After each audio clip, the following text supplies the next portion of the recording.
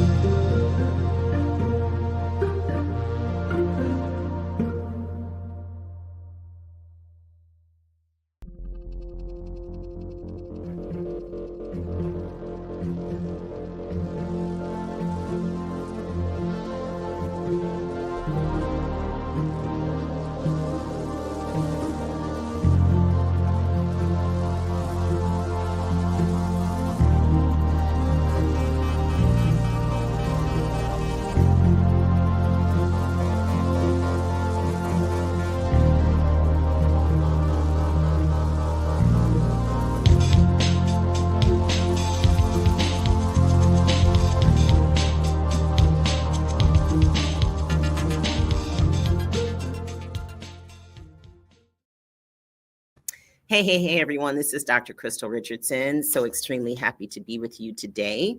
And what we want to talk about is disappointment in business and in life. We are on Life Innovation Global TV. This is The World Speaks. And we will be doing a segment of shows related to all areas of business life and how we can have greater impact in the world. So I want to ask you a question. We are going to have a number of guests, as mentioned, for this year. We're getting all of that lined up for you, getting some new technology here at the Uplift Center Studios so that we can give you the best shows possible. But I want to ask you a question. How many of you own businesses? And how many of you have been through any kind of tough time or disappointment? Now, the other question is in life, and anything that happens in our life also affects our business, right? Like, we're one person who's excuse me, doing what we can to run a successful life and a life that's not full of stress, where we're healthy. We have a spiritual connection, with God, I hope, but, some kind of spiritual connection. And we have where we exercise and we have plans, right, for our life. And we also have plans in our business, whether it's strategic plans, we have a business plan, marketing plan. We have a team, hopefully, that we're working with. We have different products and services and ideas that we're putting out. We're growing. But in all of that, sometimes disappointment creeps in. And that just means that everything didn't necessarily go as planned. So the question for you today, and hopefully you have a way of taking notes, pen and paper, or on your tablet or your phone or your computer, go ahead and get that ready as we go into some of these points. But the first thing I want to go over are just a few different statistics. So there are some things that are out, different numbers, there's all different kind of surveys, right? So sometimes the numbers vary depending on who has done the survey. But some surveys say that 20% of businesses fail within the first year, maybe 30 to 50% fail within the first 3 years, and then like 70% actually fail within 10 years because of a number of things that are just not in place, not having the right people, not having the right plan, not having finances, not understanding how to get things financed, or even when you do get the money, what do you do with it, which goes back to your plan and your team. So whether it's 20% first year, 30 to 50%, within 3 years, or even the 70% within 10 years where businesses just fold, I would say that has to do with a level of disappointment, right? Because you start a business because you have an idea, you have a passion, you have something that you want to get out into the world. And when things don't go as planned, even here at the studio, from time to time, there's some things that just don't go as planned. I was working with my backdrop today, and it just like killed over. It just fell over. Half of the foot had some issues today. So that put me a little bit behind, not expecting it to just fall over. But I had to get back up, get it ready and go into starting the show. So when we think about things and things more significant than a backdrop falling, sometimes it has to do with a number of things. Like I said, we count on people. We want people to have where they invest in us, they believe in us, and they partner with us. Maybe a joint venture, or you want to have where there's people that you want to have on your team. And part of it is effectively communicating what it is that you want to do in that venture so that they can grab hold of it and grasp it mentally, and then can physically and mentally say, okay, yes, I understand it. This is really great, and I want to move forward. Or I'm not quite sure. I have a couple questions. Or is this something that you could consider? Some suggestions that you could consider related to maybe some things to do differently. So then you have to decide whether you're going to take those suggestions or not. So like, be it as it may, like whatever the case may be, we're going to go into 5 different areas where we can help you understand how to have some tools in place and techniques in place to handle disappointment in business and in life. And so as we go into that, I'm just going to thank our station here just one more time with a little clip from them. And then we're going to go into those points. All right. So thank you for having us on, and we'll be right back.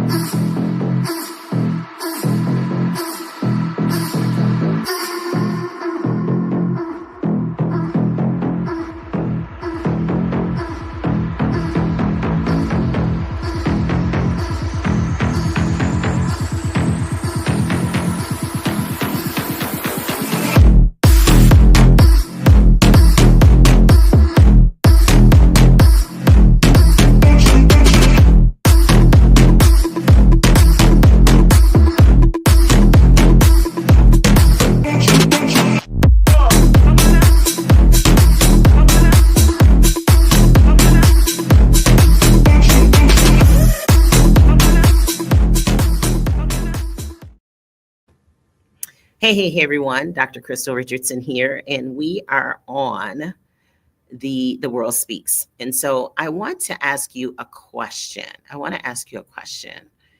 One of the things that we're going to talk about is disappointment in business and in life. And so when disappointment occurs, before we get into the 5 areas on some different things that you can do, we want to talk about the disappointment, and then how that affects you, how it affects us. It's not just you, it's me, from time to time too. So how does that affect us? So one of the things that it does is it causes more stress. And so there are some statistics that do show that, let's see here, which one do I want to share? That over 70%, this particular survey showed that over 70% of entrepreneurs do experience stress.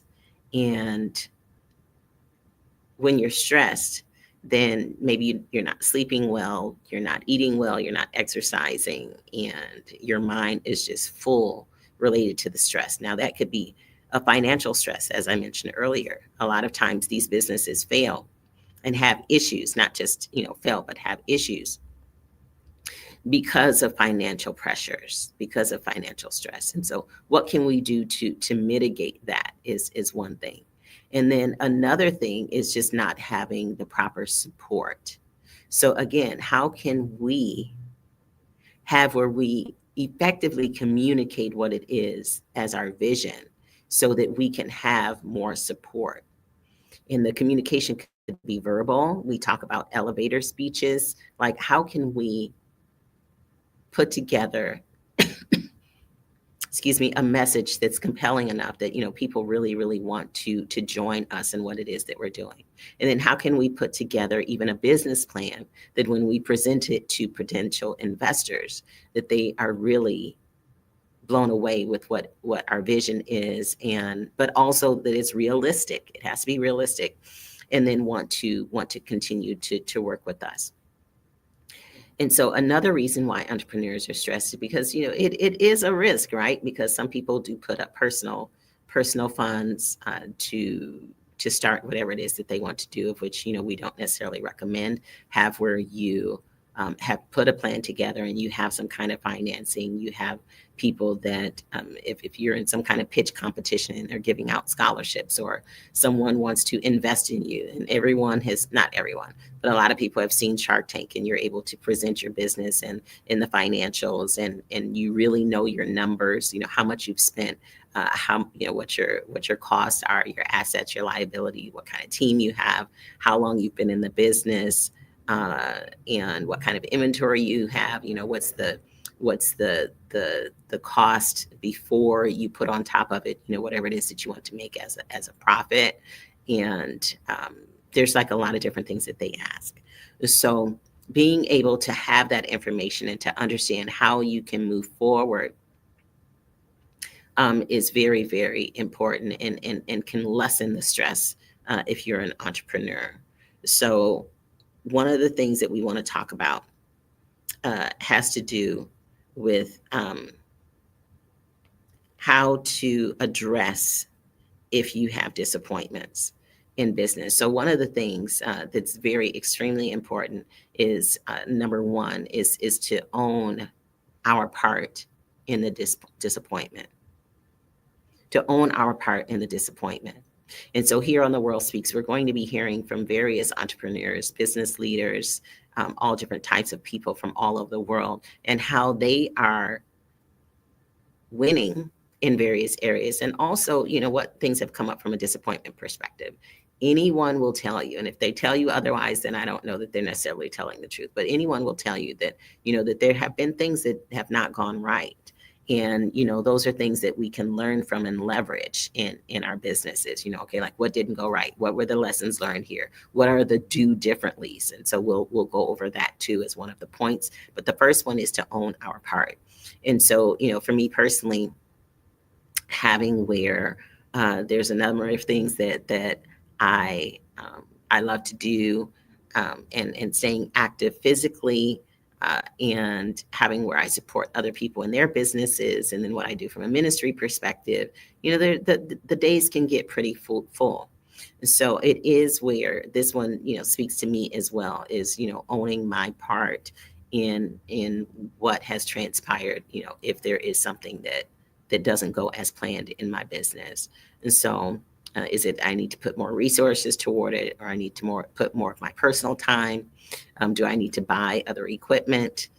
Do I need to have where there is more planning that needs to be done, the next time, and seeing what the gaps are and filling those gaps, as we move forward. There's a lot of different things that we could come up with related to that. So I want you to just think about that is owning our part. Okay. One of the next things, excuse me. One of the next things is a learning. And I mentioned that earlier, what are the lessons learned? And so there's different surveys and different things that have various verbiage related to that. What are the do differentlys? Okay, this is what happened. This was disappointing, but what can I do about it? What are the do differentlys? What are the lessons learned? And there is a phrase of learn, don't linger. Learn, don't linger. Don't have self-pity for too long, or don't be, don't have where you're just so upset that you're just wallowing in that for an elongated period of time. Yes, you can have a time of disappointment, but don't have where it just controls you and then you're not doing anything about it. So it's a matter of owning up and getting up and learning, as mentioned, from whatever it is that has transpired, and don't linger in the wallow part, because it's time for action. If it's something that you really, really believed in and desired, then you will get up and do something about it, and have where you spend the time to do more research and to ask. One of the presentations that I just gave, I talked about the ask, and don't mask, but ask. A lot of times we put on a mask like, oh, we have everything under control, when we know that we don't. And so sometimes we need to ask for help. So don't mask. Everything's great when it's not. Go ahead and ask. Okay, so that point number one was owning our part. The point number two was learning, and what are the do differentlys that we can do if something doesn't go as well. So how do we deal with that disappointment? All of these are actions that we can take, is what I'm going over. It's not where we're going to sit and have the pity party. We're going to put some actions in place. And so I'm hoping, that some of these will help you to move forward. Now, another thing, in all of these, depending on what you've been through, a number of these things are potentially just reminders to just help you, to bring back to remembrance, which is what a reminder is, to bring back to your remembrance, what it is that you can do, so that you don't have to have as many disappointments. All right. So the next thing is control. Control. Understand the things that you can change, understand the things that you cannot, and have the wisdom to know the difference. There's all kinds of sayings out there that are similar to that, but understand the things that you can change and fix. Understand the things that you cannot, and then know the difference.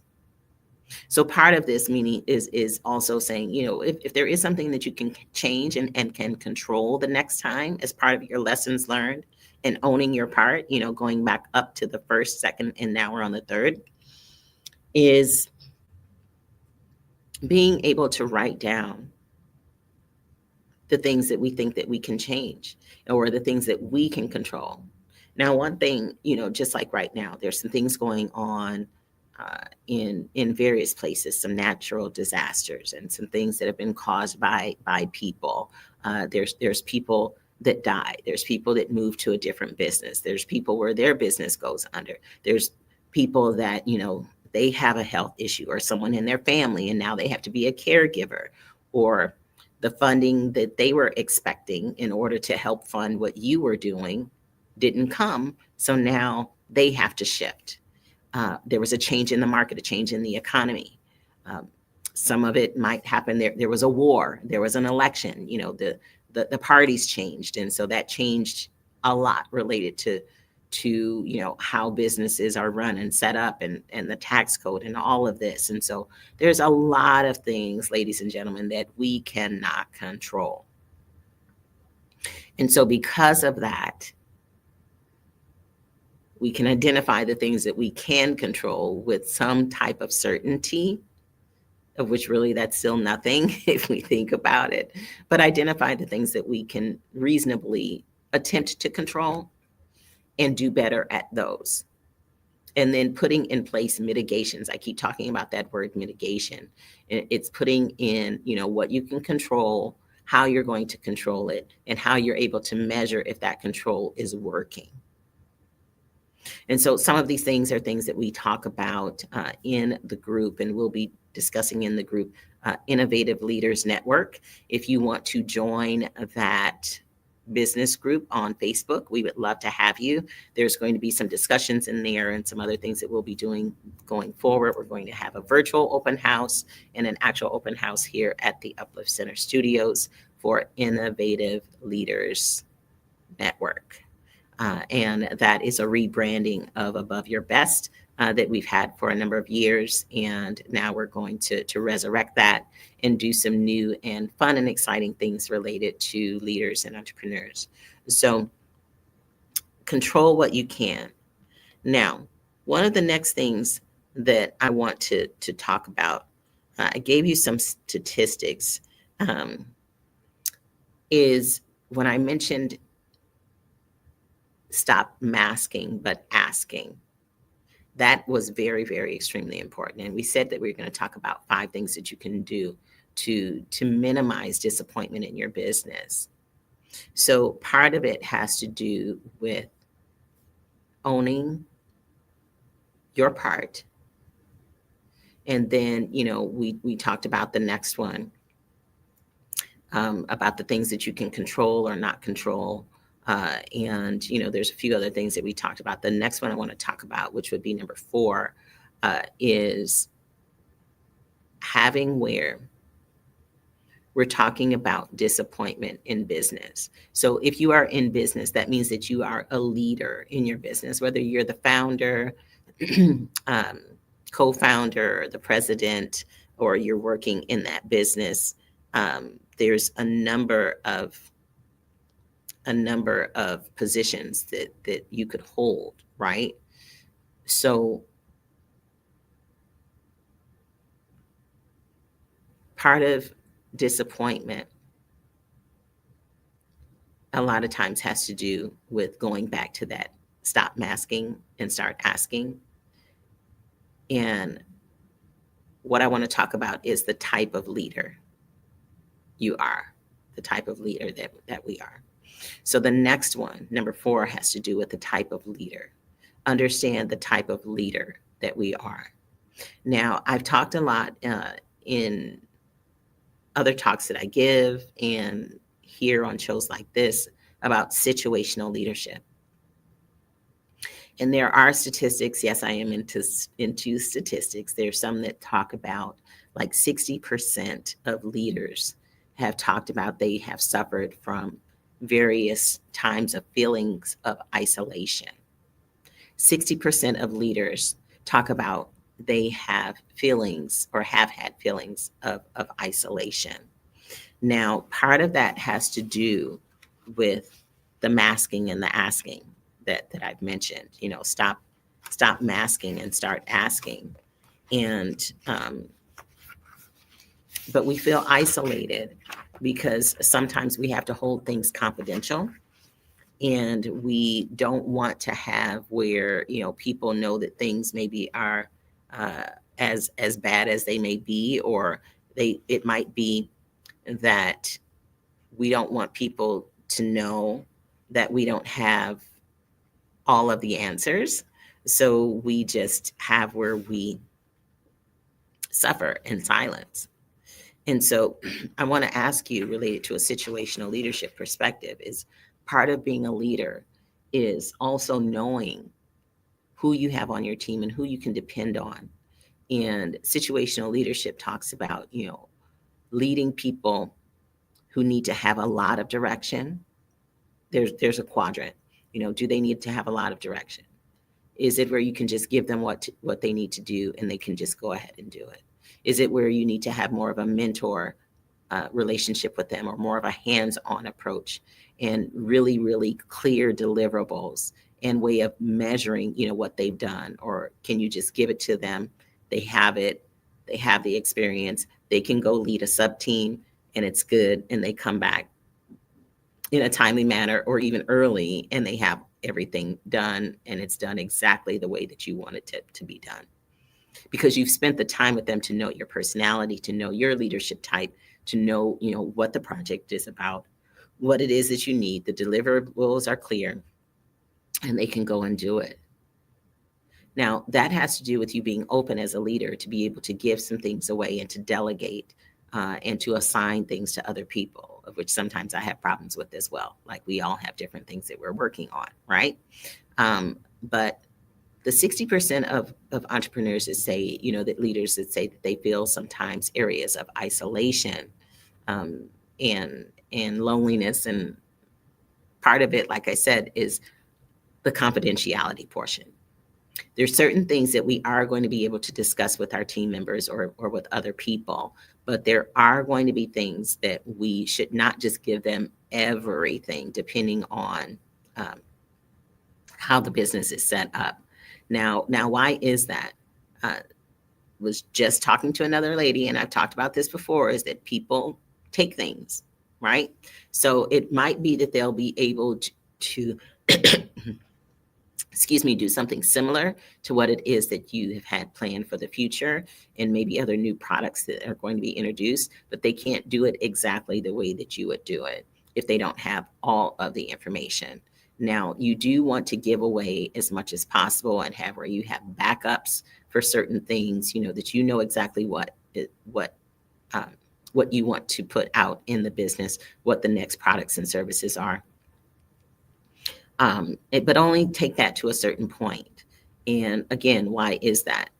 Young lady just talked to me just a few days ago that she woke up one morning and she was locked out of everything by her other business partners, 3 or 4 or 5, other people that had access to the same thing that she had access to. And you run a business where you want to have, uh, where you have, what is the word I'm looking for?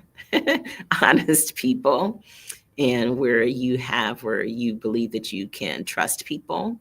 But I talk about this from time to time because it is something that really happens, and it just came up again, that she woke up and she was locked out of everything, and they took whatever they wanted to take. And I don't know if there was a lawsuit type situation or what happened with that, but we didn't get into that. But it was something that, that scarred her. So yeah, the show today is about disappointment in business and in life. And that was pretty disappointing and hurtful, right? Because you think people are your friends, your business partners, you think you're moving forward on something, and in actuality, you're not.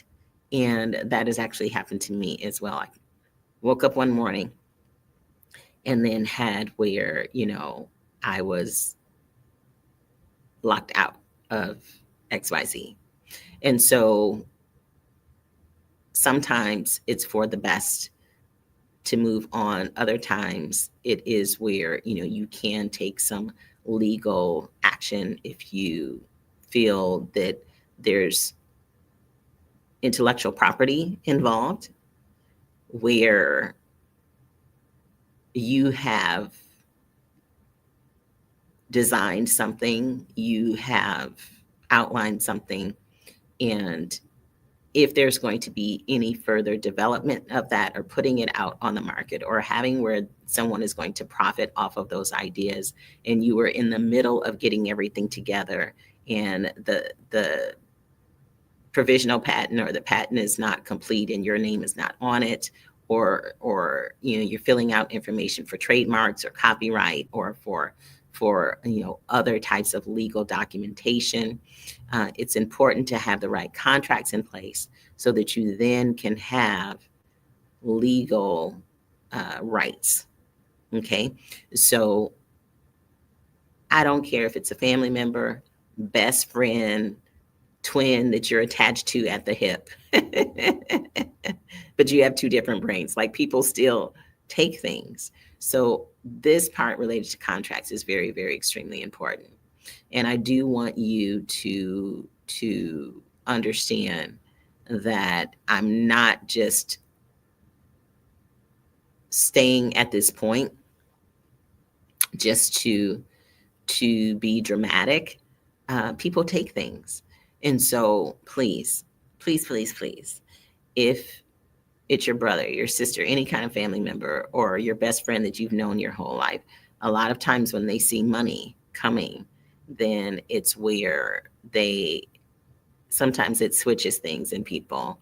and then they do something different. And like I said, you'll wake up like the other person did, like I have, way back in my past, and you're locked out of something and they've, taken over whatever it is. And so I have had where I've had to do some legal counsel previously, and I have had where I've been paid for something that was taken, and so I'm not going to get into that at the moment. And then I've had where I've just decided to let it go, and God gives me ideas every day, and so what He has for me is for me. And if they really needed it that bad to take whatever it was, then so be it. I've had a number of things taken, but that's how I grow. And what are the lessons learned? And one of the times it was because I knew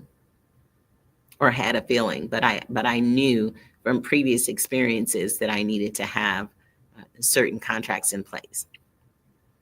And we were about to do some of those, but hadn't really gotten to that stage yet. Or someone has talked to me about the fact that same thing happened with them, and the person died, and the other people that took over the estate had no clue that they were supposed to be involved, or no clue that they were in the middle of contracts, or no clue that they were supposed to be part owner of this or that. So again, it's very important to have at least something preliminary in place before something happens, because we don't know. We're going to walk out here, get in our car to go to our next place, and have an accident or something. And so you don't want to leave the people that are behind in that bind, and not have where they know what's going on from a business perspective, because then somebody else can come, oh, I was supposed to be, or I was in conversations with her about XYZ business deal. Well, the family doesn't know that, or even if they do, they don't have to have where they accept that if they don't want, if nothing is in writing. If it's not in writing, as people say, if it's not in writing, it doesn't exist. If it's not notarized, if it's not with an attorney, if it's not in all of your legal documentation related to your will, your trust, and other things like that, then it doesn't exist. So again, another thing that I talk a lot about is wills, or wills and trusts. And so make sure that you have something in place. So when you are out of here, everything is clear.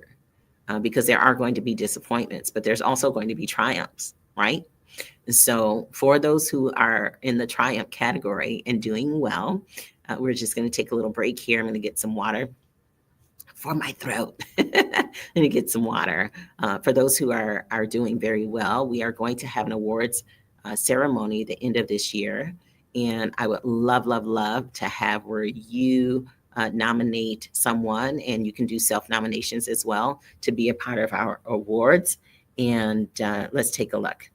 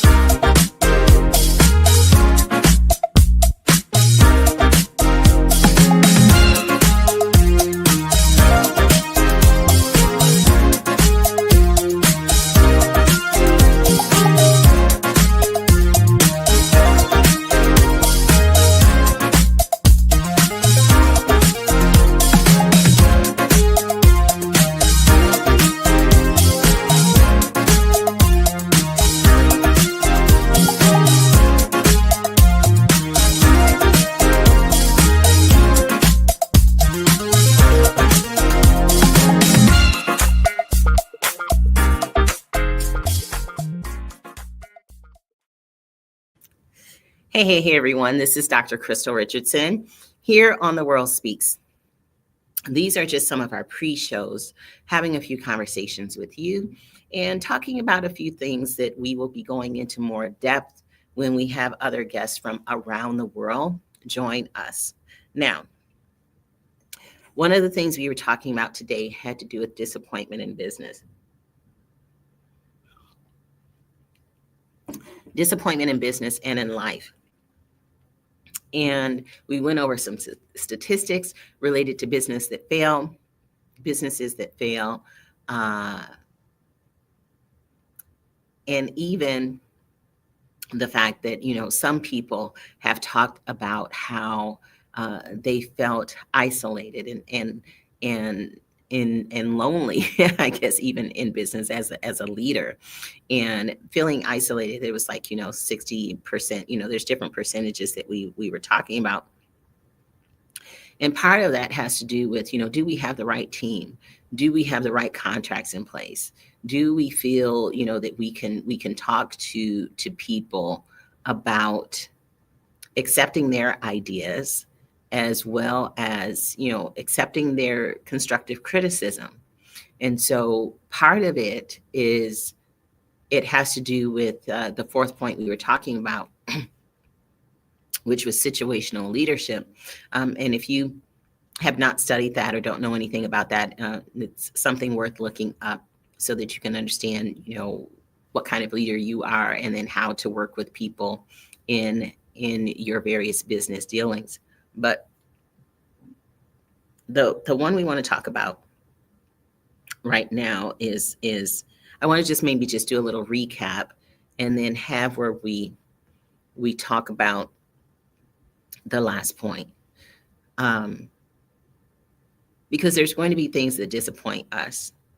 And as I mentioned, the first point is to own it, like what was our part in it. And the next one is to have where we have lessons learned, and not to linger in the self-pity part that, oh, this didn't go right, oh my gosh, and fall into a deep depression over it. Because remember, there's numbers of businesses, the percentage of businesses that fail has to do with people not knowing the right action or taking the right action potentially in their businesses. And so the longer you linger, the longer you have that self-pity and not get up and take action, then the more likely you are that it's going to fail. And so the next point had to do with controlling the situations that we can, and knowing what we can control, knowing what we can change, knowing what we can't, and then having wisdom to know the difference and putting in place plans for the things that we can control in our business. Now, we can't really control anything, right? We can do our best to have finances in place. We can do our best to have the right people and teams in place. We can do our best to have really great products and services, and brainstorm with people and all of that. But really, if there's a shift in the economy, if there's a shift because of an election, if there's shift because of natural disasters and other things like that happen, shift in your health or someone else's health, or they die, different things like that, we then come to find out, that we really don't have too much that we can control. But the point here is to do our best. So that was point number 3. What is it that we can control? The next point was leadership. People feeling alone as leaders. And some people are like, oh, I have the best team ever. This is great. And then, like one of the people that I just mentioned, you wake up one morning and you're locked out of everything. Somebody came and took whatever it was that you had. And there's a show called American Greed, but there's greed in other countries too. And so you really don't necessarily know who you can trust. You just do your best. I've had some situations myself. We're not going to get into any of those particular stories right now.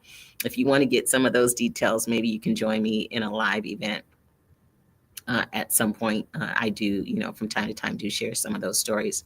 But you really just don't know who you can trust, okay? And people have told me, oh, God sent you, blah, blah, blah, blah, and I would never do this or do that. And then those were the exact things that they did do. Okay. So it happens. So understanding leadership styles, your leadership style, and how you work with other people, understanding, personality types. If you have not studied personality types, it really be good for you to know yours, where if it's Myers-Briggs or DISC, or like, there's a lot of different ones out there. Understand your personality type, and then study how your type functions and operates with other types is a very, very good assessment to have. And so the last point, because I said there was going to be 5 points, the last point really is that you just need to believe in yourself and believe in what it is that you set out to do. But believing with some realism in mind, be realistic. You can believe all you want, but if you just don't have the bandwidth, or if you just don't have what you need, and you have not taken the steps to get the right people on board that you can trust and put the right contracts in place, then it is probably going to be a disappointment, or the business is potentially going to fail. Now, part of this has to do with asking people and having where you've done the work to get some kind of funding or scholarships or whatever, because some things people are going to do for free, and they do really care about you, and see your vision and want to help. But that's only going to go so far. So it is possible that you're going to need to hire a team. You're going to need to hire people and pay people to do some of the things that you want them to do with you, so that you don't have to continue to have disappointments in your business. So the last point may seem like a small one, but it is a big one, related to believing. You have to believe. You have to believe that the business is worth it. Your idea is worth it. And just like Brian Smith with Uggs boots, if you've heard of Uggs, and who else?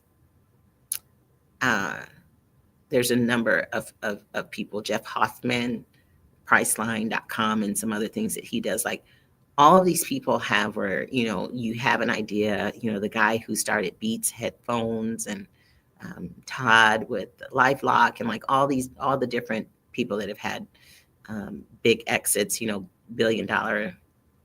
over the $1 billion mark related to the exit for their business. The lady who started Spanx, there's all different kinds of people out there that have had a few disappointments, okay, and didn't start off on top. Even with Facebook, they didn't necessarily have money to pay for certain things at the beginning, or even like, the people who painted the walls. I think they gave a number of people, maybe not that person, but I think that person too, gave them stock in something that didn't even exist. And, now they're millionaires, and some of multimillionaires, based on that, because that you start from humble beginnings, and you give what you can give and do what you can do. So there's all different kinds of ways that you can do research nowadays to understand how to put some things in place if you don't have any money, how you can offer somebody something to move forward with you based on your idea. And so we'll be going over more of those kinds of things as we move into some other shows. But what I want to talk about right now, we were talking about disappointments in life and in business. And I just want to talk about one of the things that, when you have a disappointment, then you need to have some kind of plan. And it could be that the disappointment is just a disaster, like something is just horrible. And so that's where business continuity plans and disaster recovery and risk management come into place. Because there are a number of things that, if you outline it, well, what's the risk of it? What's the risk? And what's the probability of it actually happening? And so if you can outline, okay, this is my business, this is my product, this is my service. Let's talk about that. And what are some things that can go right related to how you want to make XYZ, amount of money, and have this many people as customers, by this time frame, this amount of money by this time frame. However, you have this number of franchise sites in this length of time, all the different things that you can outline on your 1, 2, 3, 5-year, 10-year plan. But those are the positives. So we have to have the positives, and we also have to have the what ifs. And so the what ifs is an equally important list, because then you can put in place ways to mitigate that. Okay, you can put in place ways to mitigate that. And that's the part that I thrive in, is helping people, businesses and corporations, put in place plans for how to mitigate. And business continuity is huge. And with some of the natural disasters and other things that are going on in the world right now, business continuity. Even something as small but as big as having like a fireproof box. We were talking about a lock box on my Bible study, actually, with the ladies, but having it be a fireproof lock box. And if you have a business, a fireproof cabinet for your documentation. Some things, most things, are online nowadays. And so having online services, cloud-based services, is very extremely important. And even family photos, having those things scanned in so that you're able to get to them. But for documentation and for other things that are physical, having some kind of safe or fireproof box, it would be very important for some of the things that are going on right now in the world. But I'm talking about things that are a little bit more serious, not more serious than a fire. I didn't mean to say it like that. But the things that, when we say business continuity, a lot of it has to do with people and processes.